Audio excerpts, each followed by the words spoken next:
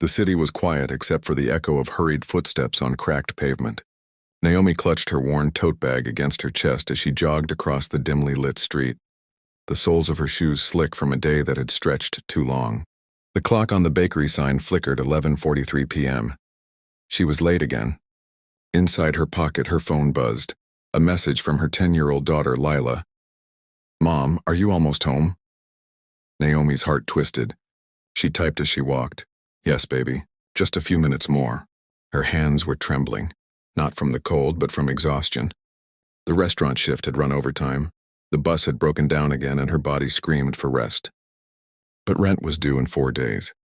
Groceries were running low. She couldn't afford to stop. By the time she reached the corner of 8th and Maple, she saw the faint glow of a convenience store up ahead. She slowed her pace, eyeing the flickering light under the awning, and then saw him. A man sat by the trash bin, hood drawn, his hands wrapped around an empty coffee cup. His posture was too still, his face buried deep in shadow. Most people passed without looking twice, but Naomi's eyes lingered. Maybe it was the way he sat, not slumped like the others she'd seen sleeping on sidewalks, but upright, almost alert. Still, he looked hungry. Naomi hesitated, pressing her lips together. She reached into her tote bag and pulled out a paper bag, the leftover sandwich she hadn't eaten during her break. She stepped closer. "Hey, you okay?" The man looked up. His eyes caught hers. Not dull or vacant, but sharp, intelligent. Yet something in them was broken. "You shouldn't be walking here this late," he said softly. His voice had a calm, steady depth that didn't match his ragged clothes. Naomi frowned. "And you shouldn't be sitting in the cold without food. Here." She extended the sandwich. He blinked, then shook his head.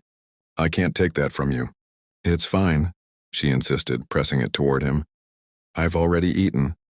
It was a lie, but he didn't need to know that.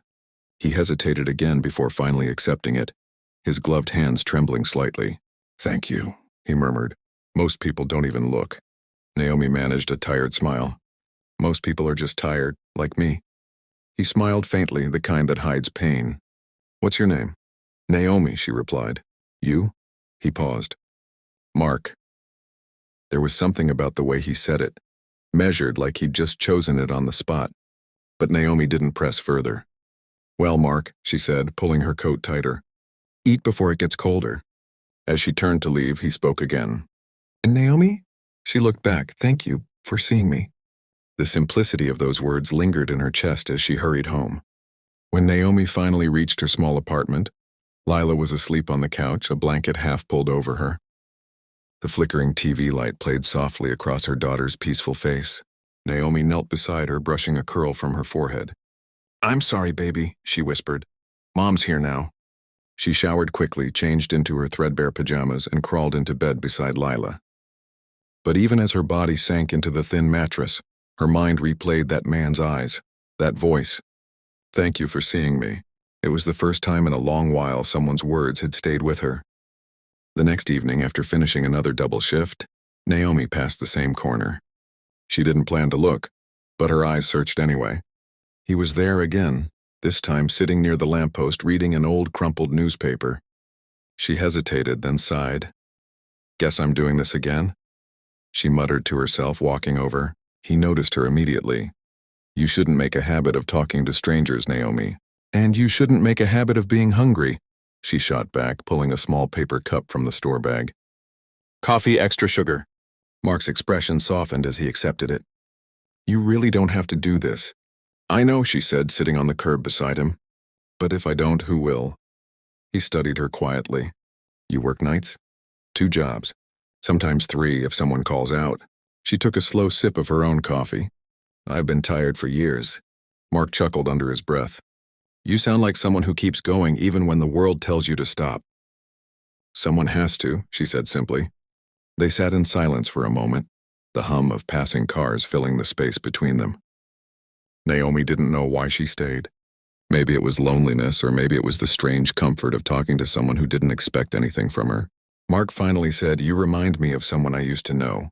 She worked until her hands shook, said resting was a luxury. "Sounds like my kind of woman," Naomi said with a weary smile.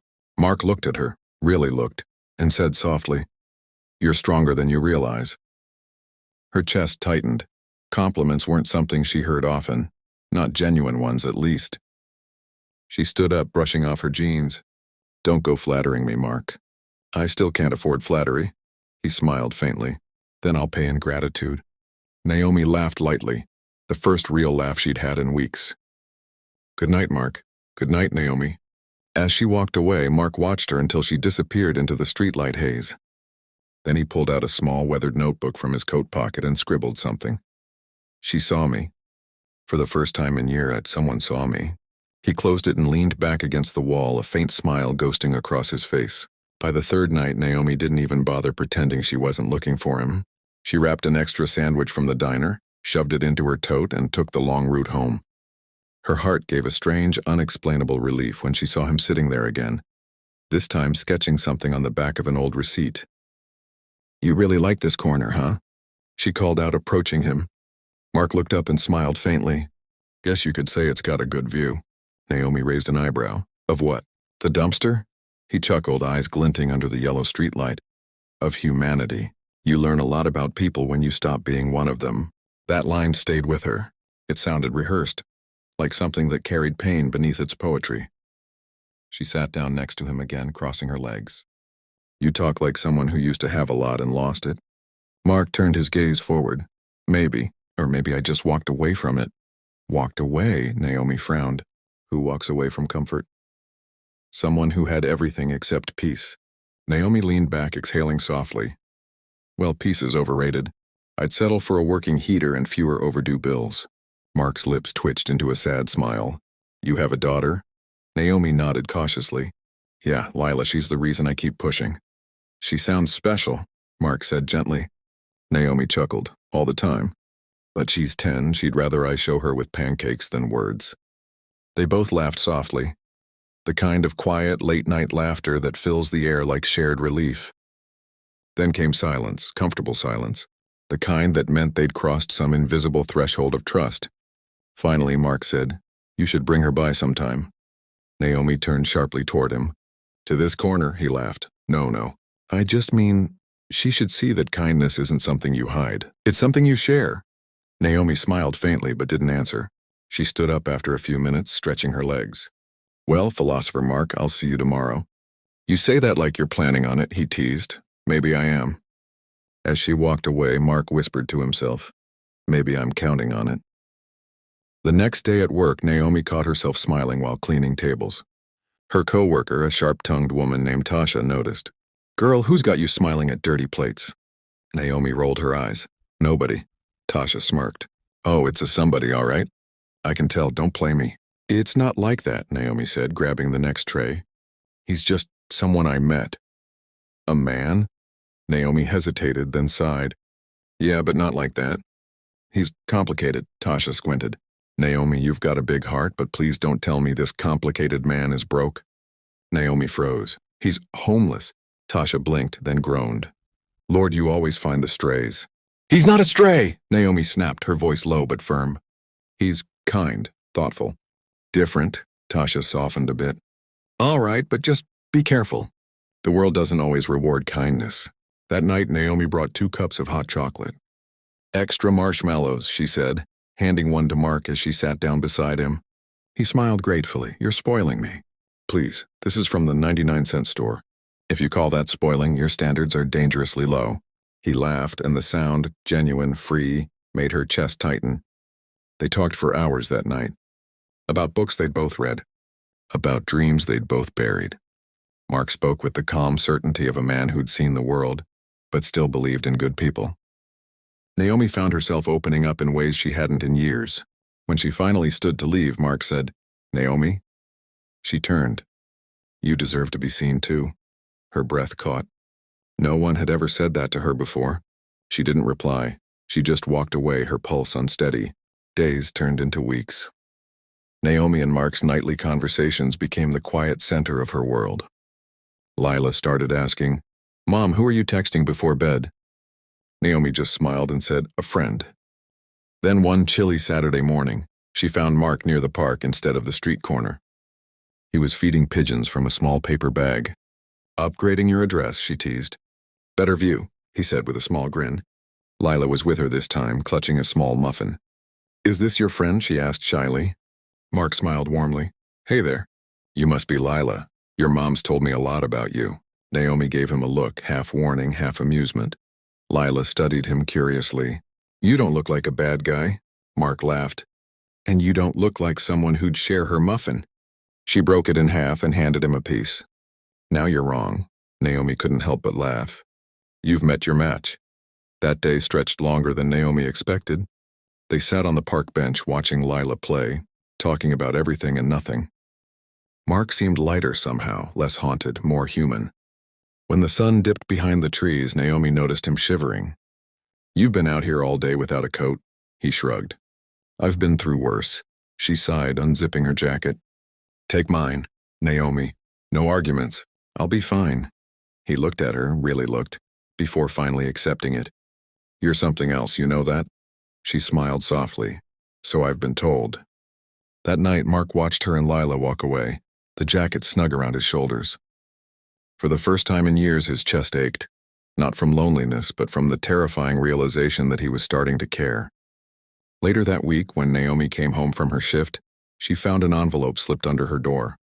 Inside was $200 cash and a note, for Lila's new shoes and that heater you mentioned. "Don't ask who, just smile." Her hands trembled. "Mark," she whispered. But when she saw him that night and asked, he only said, "Maybe kindness circles back." Naomi narrowed her eyes. "That's not an answer." Mark smiled faintly. "Maybe it's the best one." She studied him for a long moment. "You're not who you say you are you?"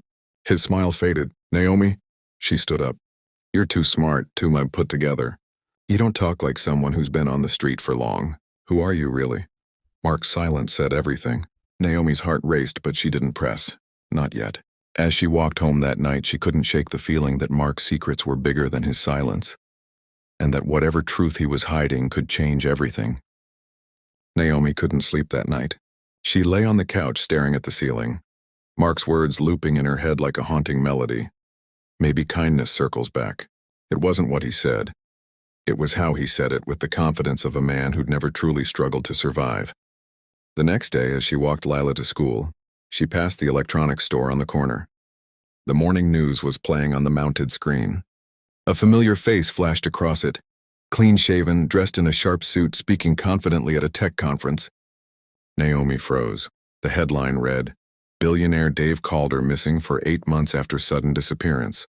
She squinted at the image. The face was polished, the hair shorter, but the eyes, those calm, intelligent eyes, were the same. Mark's eyes. Her breath hitched. "No way." Lila tugged her hand. "Mom, you okay?" Naomi forced a smile. "Yeah, baby, just tired." But her heart was pounding. She couldn't unsee it. The voice, the posture, even that quiet confidence, it was him. Mark wasn't some homeless wanderer. He was Dave Calder, the missing billionaire who'd vanished from the public eye. All day at work, she replayed every word, every silence. The notebook he always carried. The thoughtful way he spoke. The way he always avoided questions about his past. It all fit now. When she saw him that night standing by their usual corner, her steps slowed. He smiled when he saw her. That same warm, unguarded smile that used to comfort her. But now it only burned. "You're Dave Calder," she said flatly. Dave's face froze. For a long moment, neither spoke.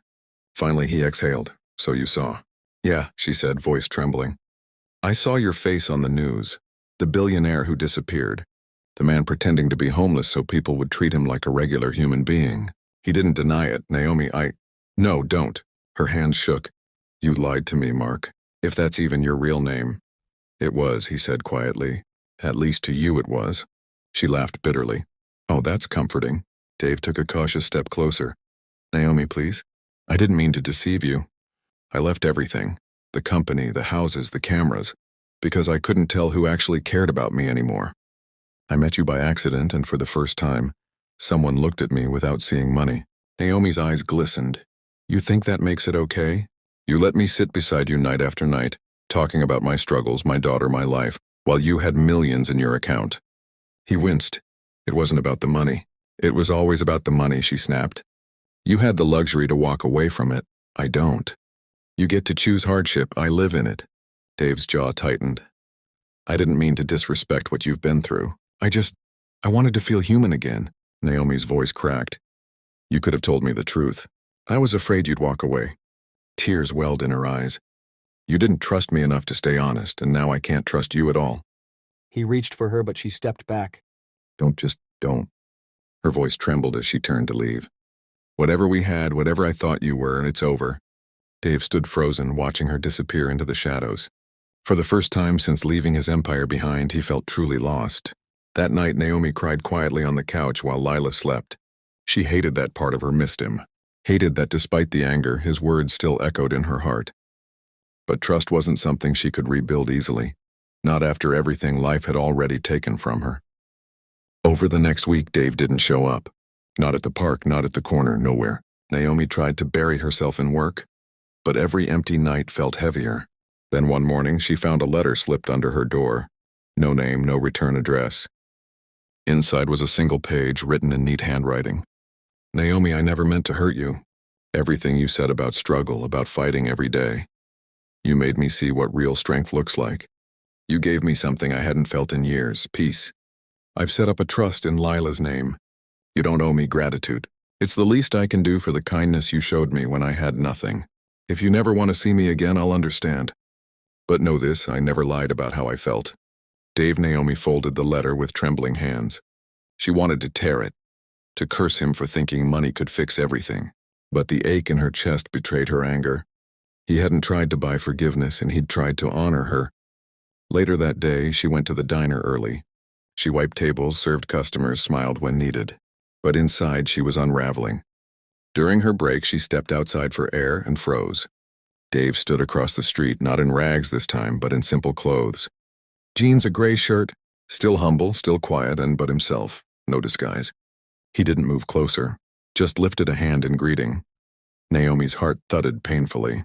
She looked away and whispered, "What are you doing here?" "I had to see you," he said softly. "Not to beg, just to say goodbye properly." "Goodbye?" He nodded. "I'm going back to the company, to make it better. But I couldn't leave without seeing you one last time." Naomi's eyes stung. "You think that makes it easier?" He took a breath. "No, but it's the truth."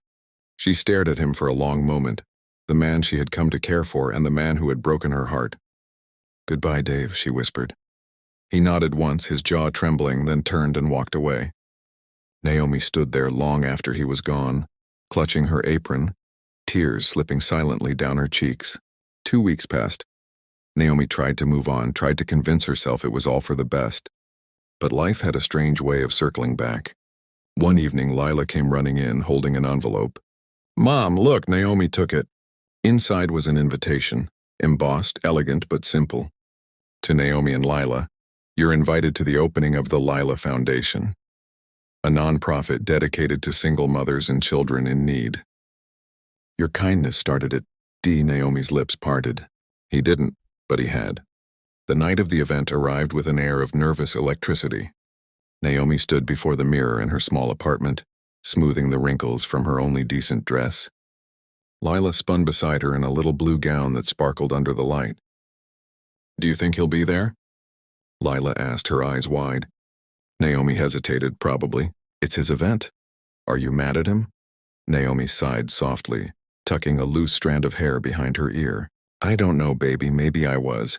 Maybe I still am. But sometimes being mad doesn't mean you stop caring." Lila tilted her head, studying her mother with that knowing innocence only children had. "You still like him?" Naomi gave a weary smile. "Let's just go." The venue was beautiful, not extravagant, just warm and filled with laughter. Fairy lights wrapped around the pillars, soft music floated through the air, and the faint scent of roses lingered everywhere. A banner stretched across the entrance. The Lila Foundation, empowering single mothers and children in need. Naomi's throat tightened at the sight of her daughter's name in gold letters. Inside, families mingled. Mothers smiled through tears, and volunteers handed out programs detailing scholarships, shelter projects, and healthcare initiatives, all funded by one man's effort to turn guilt into gratitude. Then she saw him. Dave stood near the stage, not surrounded by cameras or guards this time, just greeting people with that quiet, unassuming smile she remembered. The suit he wore was simple, yet he somehow still looked out of place, like a man learning to live in two worlds at once. When their eyes met, his breath caught. For a moment, the room seemed to fade away. Naomi stood still, her pulse loud in her ears. Then she took Lila's hand and started walking toward him. Dave straightened, his composure slipping for the first time. Naomi. Dave, she said softly, stopping a few feet away. You named it after her? He nodded. After both of you? Because you reminded me of what matters. I used to think success meant control. You showed me it means compassion. Naomi looked around the room. The families, the laughter, the hope that filled the space. This is incredible. It's what you inspired, he said quietly. Every mother here, they remind me of you. Strong, unseen, deserving of everything the world tries to take away. Naomi blinked back tears. You didn't have to do all this for me. I didn't do it for you, Dave said gently. I did it because of you. Lila tugged her mother's hand. Can I go see the ice cream stand? Naomi smiled through watery eyes. Go ahead, sweetheart. As Lila skipped off, Naomi turned back to him. You really came back different. I had to, Dave said. You were right. I could afford to walk away from comfort. You couldn't. And yet, you still shared your last sandwich with me. He looked down, his voice breaking. That kind of strength humbled me in a way money never could. Naomi's heart softened, the anger melting into something else. Sorrow, maybe. Hope, she took a breath. I wanted to hate you, Dave. I told myself you were just another rich man playing games with people's lives. But then I saw this. I saw what you did. And now her voice caught. Dave stepped closer, his tone gentle. You don't have to forgive me. Naomi looked up at him, her eyes glistening. What if I already did? For a moment, neither moved. The noise of the room faded to silence, leaving only the tension between them. Then Dave reached out, hesitating just before his hand brushed hers. Naomi, he whispered. I never stopped thinking about you and Lila. I never will. You were the only thing real in a world that wasn't. Tears welled in her eyes as she whispered back, then stopped disappearing. Dave smiled, a trembling, relieved smile that reached his eyes. I wasn't planning to. The host called his name from the stage then. Mr. Calder, would you like to say a few words? Dave glanced toward the stage, then back at her. Will you stay? Naomi nodded. Go on. As he walked up to the microphone, the crowd applauded. Dave adjusted the mic, looking out at the audience, then found Naomi in the crowd again. When I first left my company, he began, I was looking for something money couldn't buy. Truth. Connection, humanity. What I found instead was a woman who had every reason to give up but never did. She worked 3 jobs, raised her daughter with grace, and still found it in her heart to help a stranger sitting on a sidewalk. Naomi felt her breath hitch.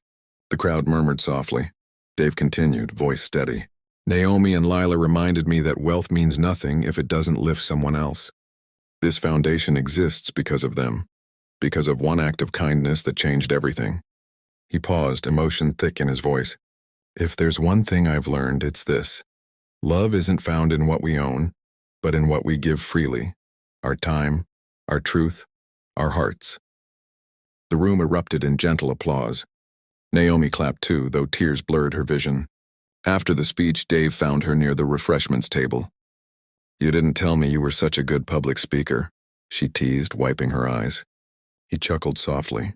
I didn't tell you a lot of things. I'm still working on that honesty part. Naomi smiled faintly. You're getting there. He looked at her, then at Lila, who was laughing nearby with 2 other kids. Can I ask you something? Depends, Naomi said. He stepped closer, his tone low and sincere. Would you let me be part of your world, and for real this time? No disguises, no lies. Just us figuring it out. Naomi stared at him, heart pounding. It wasn't the proposal of a billionaire. It was the plea of a man who'd learned the price of sincerity. She took his hand. We'll figure it out. Together. Dave's eyes softened with relief, and he gently pulled her into his arms. It wasn't a grand, dramatic kiss. Just a quiet embrace that said everything words couldn't. The kind that promised healing, not perfection.